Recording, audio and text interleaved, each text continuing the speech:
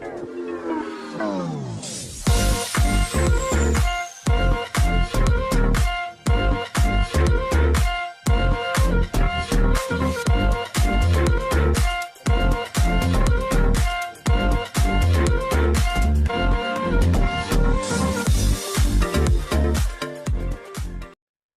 sejahtera Malaysia. Selamat datang ke channel Fels Lifestyle.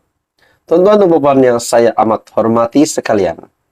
Kita digemparkan dengan satu berita sebelum ini yang mengaitkan nama bekas Perdana Menteri Tun Dr. Mahathir Mohamad, di mana terdapat kenyataan dari Tun bahawa kenyataan beliau itu berunsur penghinaan diraja.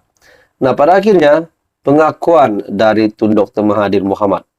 Ada pengakuan beliau sebelum ini, tapi yang terkini, pengakuan terkini dari Tun Dr. Mahathir Mohamad, beliau berkata, kalau apa yang saya cakap salah, buktikan, kata Dr. Mahathir Mohamad.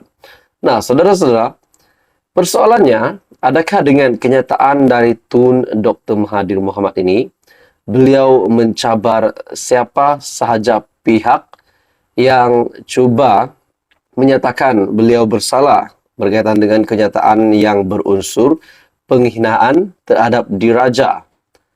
Tun Dr. Mahathir Mohamad akhirnya menjelaskan beliau bersedia didakwa. Wow, itu yang mengejutkan. Beliau bersedia didakwa. Adakah dengan ini Tun Dr. Mahathir Mohamad bersedia untuk menanggung kesalahan kalau beliau memang benar-benar dapat dibuktikan bersalah? Tun Dr. Mahathir Mohamad menjelaskan beliau bersedia didakwa atas kenyataannya berkaitan sejarah Kedah dan proklamasi orang Melayu.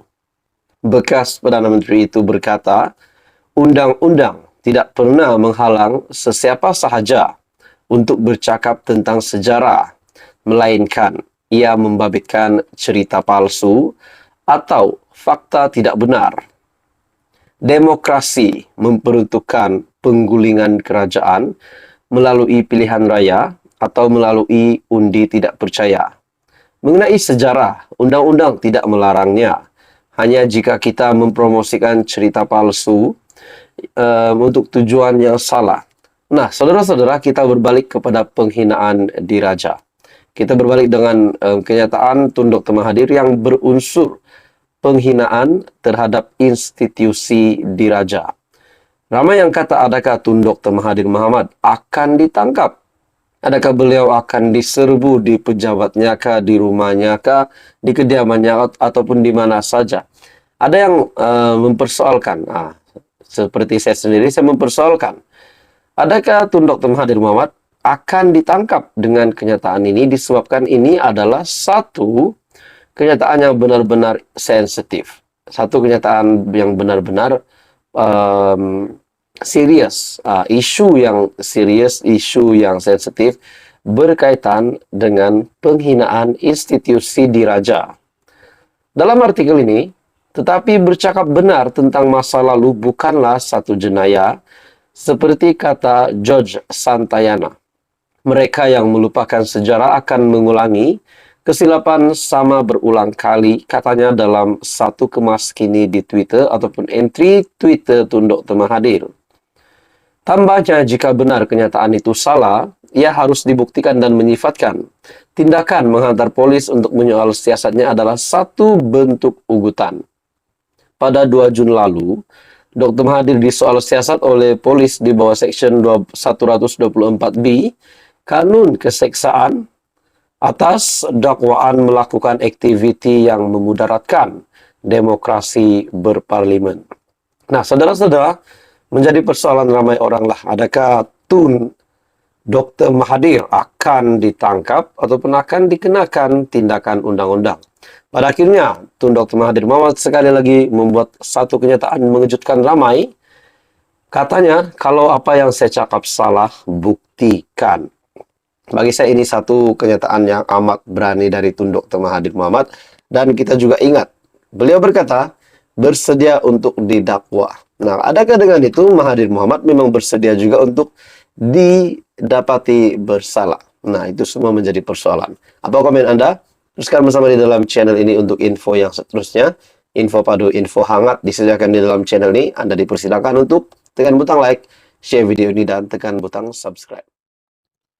Halo semua, salam sejahtera Malaysia. Selamat datang ke channel Fels Lifestyle. Kita kembali lagi dengan satu lagi isu, satu lagi topik panas hari ini.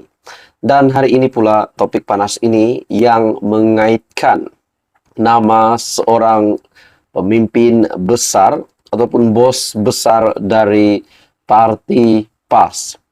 Ini pasti satu berita yang mengejutkan kepimpinan PAS dan sudah pasti kepada penyokong ataupun pengundi PAS. Ini satu topik panas yang mengaitkan nama Menteri Besar Kedah, yaitu Sanusi.